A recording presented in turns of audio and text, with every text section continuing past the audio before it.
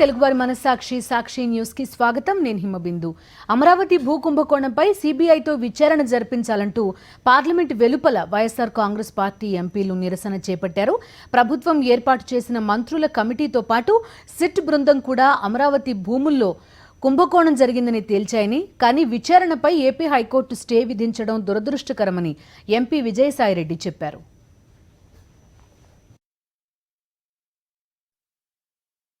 AP high court, Andhra Pradesh high court వచ్చి జడ్జిమెంట్లో investigation అన్నటువంటి దాన్ని enquiry and investigation by AP పోలీస్ని స్టే ఇవ్వడం జరిగింది.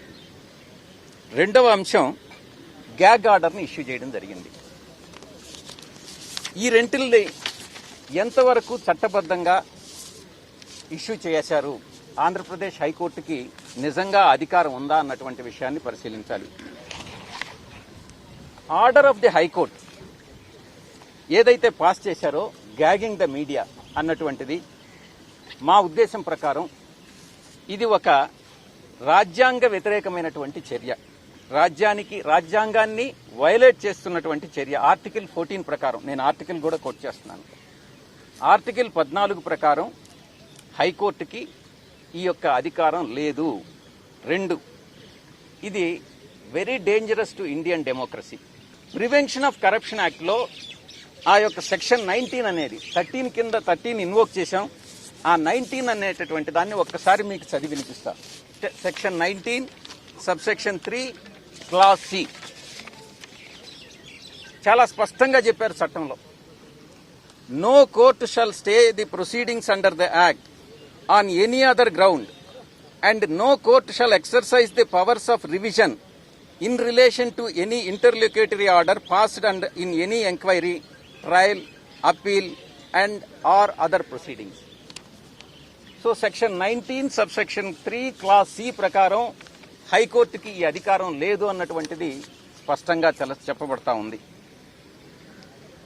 ఇంకొంచెం ముందుకెళ్తే నాట్ విత్ స్టాండింగ్ ఎనీథింగ్ అంటే సబ్సెక్షన్ 3లో ఏం చెప్తున్నారంటే, not with standing anything contained in code of criminal procedure 1973, మిగతా చట్టాల్లో ఏది చెప్పినప్పటికీ ఎలా చెప్పినప్పటికీ కూడా ప్రివెన్షన్ ఆఫ్ కరప్షన్ యాక్ట్కి వచ్చేటప్పటికే స్టే ఇవ్వడానికి లేదు అన్నటువంటిది చాలా స్పష్టంగా చెప్పబడింది. మీరు అడిగిన ప్రశ్నకి నేను జవాబు చెప్తా ఉన్నా. చట్టంలో అంత స్పష్టంగా చెప్పినప్పుడు న్యాయమూర్తులు ఎలా స్టే ఇస్తారు అన్నటువంటిది ఇక్కడ ప్రశ్న. అది కోర్టునే అడగాలి ఎందుకు స్టే ఇచ్చారు అన్నటువంటిది. సుప్రీంకోర్టు ఏం చెప్తుందని అంటే, నిన్ననే చెప్పాను నేను, కొన్ని ప్రత్యేక పరిస్థితుల్లో, కొన్ని అత్యవసరమైనటువంటి పరిస్థితుల్లో స్టే చేయొచ్చు అన్నటువంటిది. నిజంగా అటువంటి పరిస్థితులు ఈరోజు ఉన్నాయా, ఈ పర్టికులర్ కేసుకి అన్వయించగలమా అంటే తప్పకుండా లేవు అని చెప్పొచ్చు. అంటే there is no real risk and substantial risk of prejudice or of fair trial. అంటే ఇది యొక్క ఫెయిర్ ట్రయల్ ని ఏ రకంగానైనా ఇది ప్రివెంట్ చేస్తుందా? ఒకవేళ మీకు ఏపీ పోలీస్ మీద నమ్మకం లేనట్టయితే సెంట్రల్ గవర్నమెంట్ సిబిఐకి ఇవ్వచ్చు కదా కోర్టు. స్టే చేయాల్సినటువంటి అవసరం ఏముంది? ఈ విషయాన్ని కోర్టే బదులు చెప్పాలి. ఇంకొక విషయాన్ని మీ దృష్టికి, స్టే గురించి అడిగావు కాబట్టి ఇంకొక విషయాన్ని మీ దృష్టికి తీసుకున్నా. The judgment is a per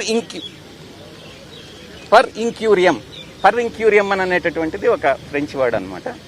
అంటే which means that the judgment is characterized by lack of due regard to the law or the facts. అంటే ఈ జడ్జిమెంట్, ఈ తీర్పు అన్నటువంటిది without regard to the facts and circumstances of the case ఈ యొక్క stay అన్నటువంటిది grant చేయబడింది అన్నటువంటి దాన్ని ఈ యొక్క పర్ ఇంక్యూరియం అనే దాంట్లో చెప్తా ఉన్నారనమాట.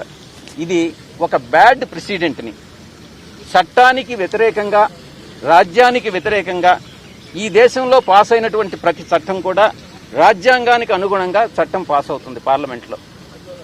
ఆ చట్టాలు ఏదైతే పాస్ చేశారో పార్లమెంట్లో, ఆ చట్టాలని తూచా తప్పకుండా పాటించాల్సినటువంటి బాధ్యత న్యాయమూర్తుల మీద ఉంటుంది. అంతేగాని చట్టానికి వ్యతిరేకంగా పోవాలని అంటే ఎవరు కూడా పోలేదు. అది ప్రైమ్ మినిస్టర్ దగ్గర నుంచి ఒక కామన్ మ్యాన్ వరకు కూడా చట్టం ముందు అందరూ కూడా సమానులే. న్యాయమూర్తులకు ఒక ప్రత్యేక చట్టం ఉండదు, అదేవిధంగా ప్రైమ్ మినిస్టర్ గారికి ఒక ప్రత్యేక చట్టం ఉండదు, అందరికీ కూడా ఒకే చట్టం వర్తిస్తుంది. ఇది ఈ యొక్క స్టే ఇవ్వచ్చా ఇవ్వకూడదా అన్నటువంటి దానికి జవాబు.